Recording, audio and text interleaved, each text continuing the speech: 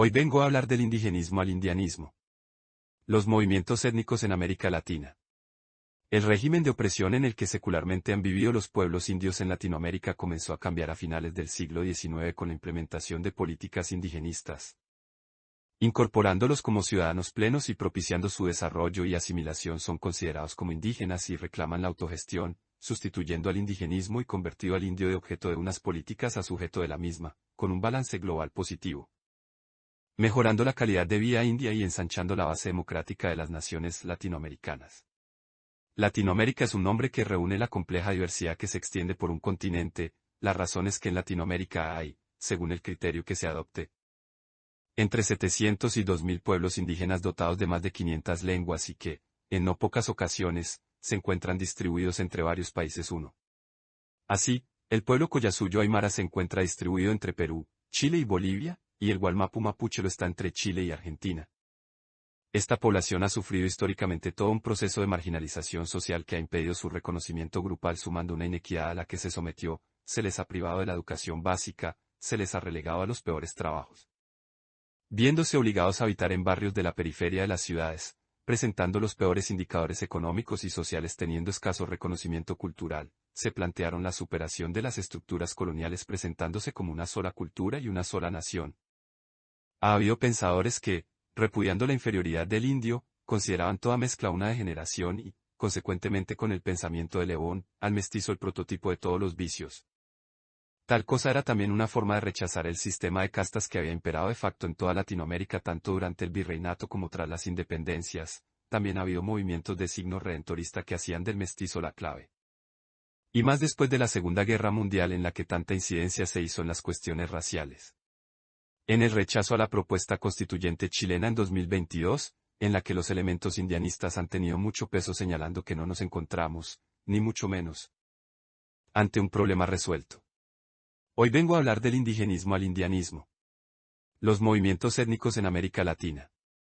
El régimen de opresión en el que secularmente han vivido los pueblos indios en Latinoamérica comenzó a cambiar a finales del siglo XIX con la implementación de políticas indigenistas, incorporándolos como ciudadanos plenos y propiciando su desarrollo y asimilación. Son considerados como indígenas y reclaman la autogestión, sustituyendo al indigenismo y convertido al indio de objeto de unas políticas a sujeto de la misma, con un balance global positivo, mejorando la calidad de vida india y ensanchando la base democrática de las naciones latinoamericanas.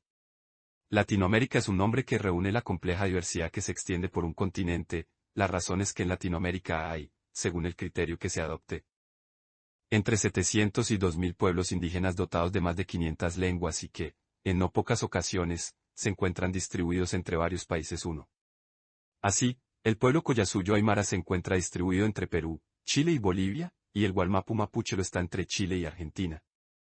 Esta población ha sufrido históricamente todo un proceso de marginalización social que ha impedido su reconocimiento grupal, sumando una inequidad a la que se sometió. Se les ha privado de la educación básica, se les ha relegado a los peores trabajos, viéndose obligados a habitar en barrios de la periferia de las ciudades, presentando los peores indicadores económicos y sociales, teniendo escaso reconocimiento cultural. Se plantearon la superación de las estructuras coloniales presentándose como una sola cultura y una sola nación.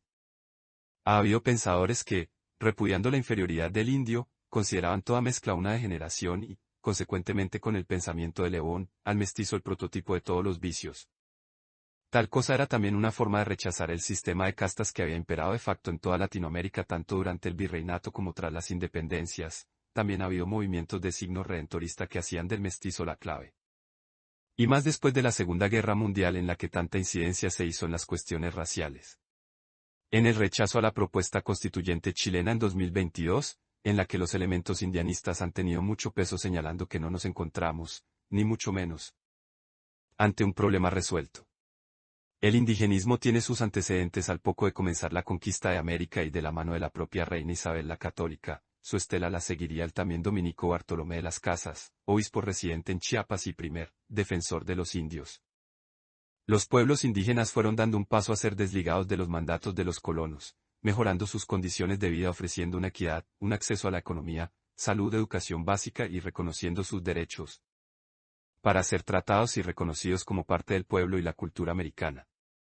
El emperador Carlos, que había bebido de las ideas de la Escuela de Salamanca y concretamente del derecho de gentes auspiciado por Francisco de Vitoria, convocó el Consejo de Indias a través de la Junta de Valladolid. Esta alumbraría las conocidas como Leyes Nuevas, 1542, en las que se prohibía la esclavitud de los indios mientras se trataba de ordenar, de alguna manera, la explotación de los nuevos territorios. Entre 1550 y 1551 de las casas tomaría parte en la conocida como Controversia de Valladolid. Nombre que recoge una célebre disputa con Juan Ginés de Sepúlveda sobre la legitimidad de la conquista y la condición humana de los indios.